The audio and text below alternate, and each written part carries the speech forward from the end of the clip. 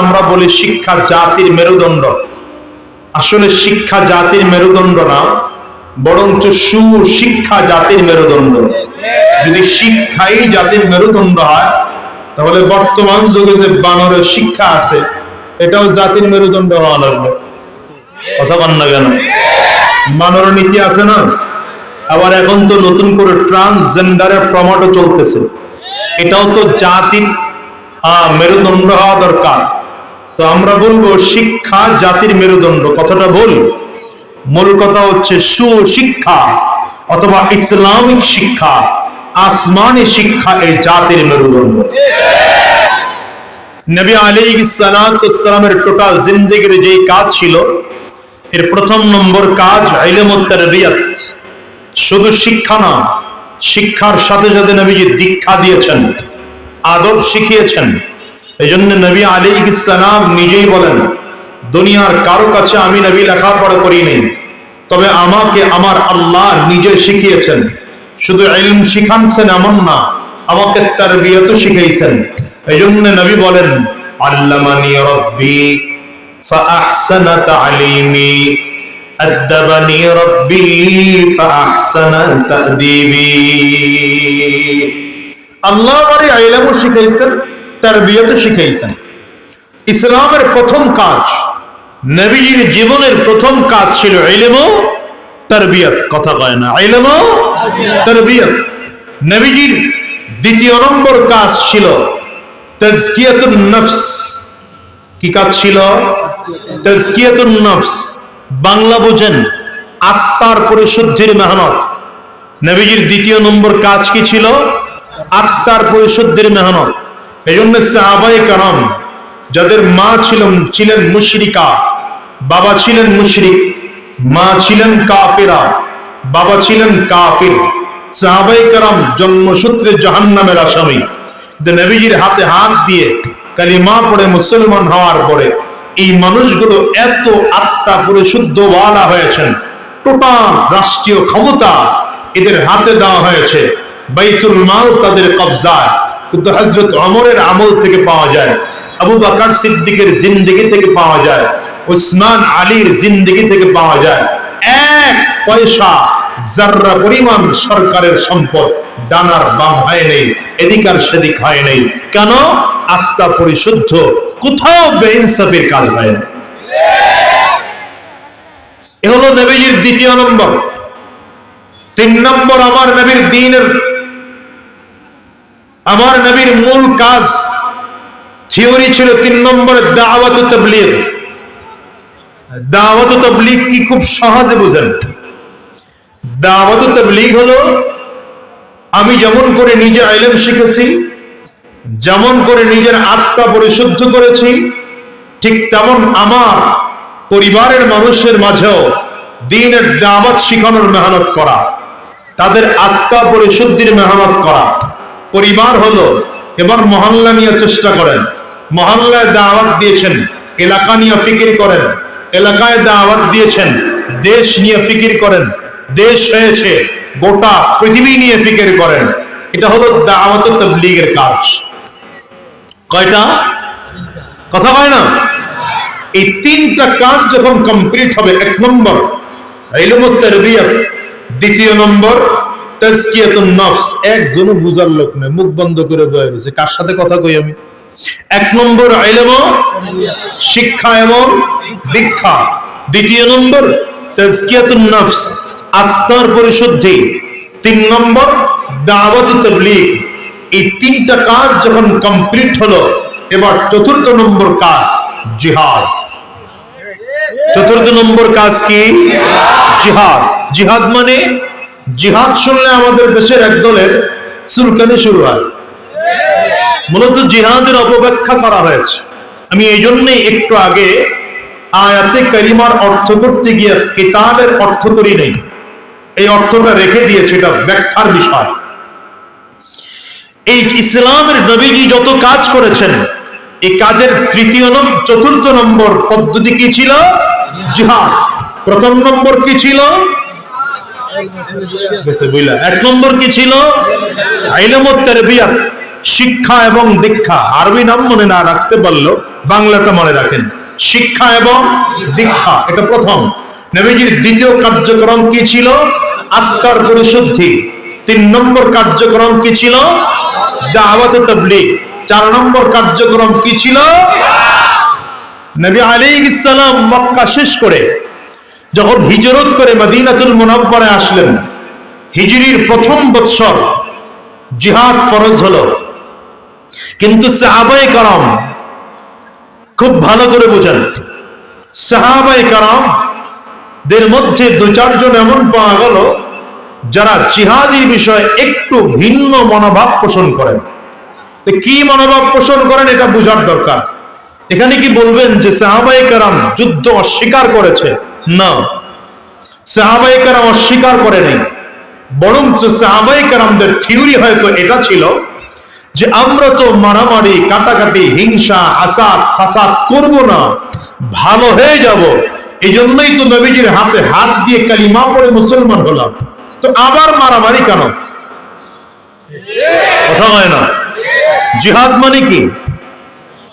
জিহাদ মানে হলো কখনো অস্ত্রের যুদ্ধ, কখনো থাপ্পড়, কথা হয় না, কখনো দৌড়ানি, কখনো ঝাপড়ানি, অর্থাৎ বাতিল যেইভাবে আসে বাতিলকে ওইভাবে প্রতিহত করার নামই হচ্ছে জিহাদ। কখনো এটার নাম হয় কিতাল। এখন বর্তমান যুগে যারা এই জিহাদ শব্দের অপব্যাখ্যা করে, এদের জন্য একটু পরে কথা বলি। সাহাবায়ে কেরাম একটু নিজেদের থেকে অনেক বেশি আগ্রহী ছিলেন না। কিছু কিছু সাহাবী যারা জিহাদের ব্যাপারে একটু পিছপা হতেন, আল্লাহ তাআলা তাদের জন্য আয়াতে কারিমা নাযিল করে জানাইলেন, কুতিবা আলাইকুমুল কিতালু হুয়া কুরহুল লাকুম ওয়া আসা আন তাকরাহু শাইআন ওয়া হুয়া খায়রুল লাকুম ওয়া আসা আন তুহিব্বু শাইআন ওয়া হুয়া শাররুল লাকুম। আল্লাহ তাআলা বলেন তোমাদের উপরে কিতাল ফরজ করা হয়েছে। কিতাল মানে যুদ্ধ। রব্বে কারীম বলেন যুদ্ধ তোমাদের উপরে ফরজ করা হয়েছে, অথচ তোমরা এটাকে অস্বীকার করো, এটাকে অপছন্দ করো। রব্বে কারীম এরপরে বলেন কিছু জিনিস তোমরা অপছন্দ করো, মূলত তোমাদের জন্য ওই জিনিসগুলোই ভালো। আবার কিছু জিনিস তোমরা পছন্দ করো, মূলত সেই জিনিসগুলোই তোমাদের জন্য খারাপ। এখান থেকে বোঝা যায় ভালো আর মন্দের সিদ্ধান্ত নেওয়া সব রকম মেধা মাখলুকের নাই। ভালো আর মন্দের সিদ্ধান্ত নেওয়ার 100% মেধা মাখলুকের, সৃষ্টির নাই। এই জন্য সৃষ্টির কখনো কখনো স্রষ্টার বিধানের উপরে মাথা পেতে মেনে নিতে হয়। এবার আসেন, জিহাদ কাকে বলে, কিতাল কাকে বলে? জিহাদ একটা ব্যাপক শব্দ, কিতাল একটা ছোট্ট শব্দ। ওই ব্যাপকতার মাঝখানে জিহাদের ব্যাপক কথা হলো, সোজা বাংলায় বুঝেন, জিহাদ শব্দের শাব্দিক অর্থ হলো চেষ্টা, ফিকির, মেহনত। জিহাদ শব্দের অর্থ কি? চেষ্টা, ফিকির, মেহনত, জুহুদুন, জিহাদুন। আর পারিভাষিক অর্থ হলো ইসলামকে সর্বোচ্চ চূড়ায় পৌঁছানোর জন্য যত ধরনের চেষ্টা আর ফিকির আর মেহনত করা হবে সবগুলোর সমষ্টির আরবি নাম হচ্ছে জিহাদ। সবগুলোর সমষ্টির আরবি নাম কি? জিহাদ। এই জন্য ফাজাইলে তাবলীগের মধ্যে লেখা হয় যে মুয়াজ্জিন তার আযানের মাধ্যমে জিহাদ দেয়, মুবাল্লিগ সে দাওয়াতের মাধ্যমে জিহাদ করে। অর্থাৎ এটা তো ব্যাপক শব্দ। সুতরাং এখানে যারাই দ্বীনকে বুলন্দ করার জন্য চেষ্টা আর ফিকির আর মেহনত করবে, প্রত্যেকের মেহনত গুলো জিহাদের মধ্যে শামিল। সেই হিসেবে আমরা বলতে পারি আজকের এই মাহফিলের আয়োজন এটাও জিহাদের একটা অংশ। এটাই জিহাদ না, ভালো করে বুঝেন, এটাই জিহাদ না, এটাও জিহাদের একটা অংশ। আজকের আমার আলোচনা এটাও জিহাদের একটা অংশ। তালিমের কাজ, জিহাদের একটা অংশ, মসজিদের জুমার দিনের খুতবা জিহাদের একটা অংশ, মাদ্রাসার তালিম জিহাদের একটা অংশ, মাঝে মাঝে দাওয়াতের কাজ করবেন জিহাদের একটা অংশ। অর্থাৎ দ্বীনকে সর্বোচ্চ চূড়ায় পৌঁছানোর জন্য যত ধরনের জায়েজ চেষ্টা আর ফিকির আর মেহনত আছে, নবী সমর্থিত, সাহাবায়ে কেরাম সমর্থিত, তাবেঈন সমর্থিত, তবে তাবেঈন সমর্থিত, কুরুনে সালাসা সমর্থিত, সবগুলো সমষ্টির নাম হচ্ছে জিহাদ। তবে জিহাদকেও আমাদের দেশে ভুল ব্যাখ্যা করা হয়, জিহাদ মানেই মারামারি না। পরেরটায় আসেন, কিতাল শব্দের অর্থ হলো অস্ত্রের যুদ্ধ। কিতাল শব্দের অর্থ কি? অস্ত্রের যুদ্ধ। আপনারা আমার সাথে কথা না বললে আমি কথা বলতে পারবো না। আমার অভ্যাসই হলো আমি কথা বলি, আপনারা আমাকে এখান থেকে হাঁটা যাওয়া করবেন না। আপনারা আমার সাথে কথা বলবেন, আমি আপনাদের সাথে কথা বলবো, তাইলে কিছু কথা বলতে পারবো। নয়তো আমি তো মুখস্থ করে আসি নাই কিছু, আমি তো ব্রেন একটা বিষয় চিন্তা করছি যে এই বিষয়টা নিয়ে কথা বলবো। বুঝেন নাই কথা? আপনাদের মনোযোগের উপরে নির্ভর করবে আমার কথা বলা। কিতাল হলো, জিহাদ শব্দটা ব্যাপক, জিহাদ শব্দটা কিতাল মানে অস্ত্রের যুদ্ধ, বলে না? কিতাল মানে অস্ত্রের যুদ্ধ, অর্থাৎ সরাসরি শত্রু পক্ষকে হয়তো আক্রমণ করা অথবা ওরা আক্রমণ করেছে প্রতিহত করা। এটার নাম কি? বলেন না, এটার নাম কি? এখন বলবেন এই কিতাল কেন, যুদ্ধ ইসলামে কেন আসলো? আমরা তো জানি ইসলাম শান্তির ধর্ম, কথা কয় না? আমরা তো জানি ইসলাম শান্তির ধর্ম। ইসলামে মারামারি নাই, ইসলামে কাটাকাটি নাই, ইসলামে রক্তপাত নাই। তো আপনারা আবার এই কিতাল আনেন কেন? কিতাল হইলে তো অস্ত্রের যুদ্ধ, এখানে মারামারি আছে, রক্তপাত আছে, কাটাকাটি আছে, এখানে তো দৌড়াদৌড়ি আছে। এটা কেন? খুব সহজে বুঝেন, ডাকাতের অস্ত্র আর ডাক্তারের অস্ত্র কিন্তু এক না। ডাকাতের অস্ত্র আর ডাক্তারের অস্ত্র এক না? ব্যবধান আছে। ডাকাতের অস্ত্র, ডাকাতের অস্ত্র কেন? অপরাধ, নিরপরাধ মানুষকে মারার জন্য, অপরাধ করার জন্য ডাকাতের অস্ত্র। আর ডাক্তারের অস্ত্র মানুষকে সেবা দেওয়ার জন্য, কথা কয় না? মানুষকে সেবা দেওয়ার জন্য। ডাকাতও রক্তপাত করে, আবার ডাক্তারও যখন ছুরি চালায় তখনও রক্ত পড়ে কি পড়ে না? রক্তপাত হয় কি হয় না? অপারেশন করতে গেলে রক্তপাত হয় কি হয় না? ডাকাত, ডাক্তারকে কেউ ডাকাত বলবেন? কথা কয় না তারা? ডাক্তারকে কেউ ডাকাত বলবেন? বরঞ্চ আমরা ডাক্তারের কাছে অপারেশন করতে গিয়া আবার আলাদা করে তাকে ভিজিট দেই। কেন ভিজিট দেই?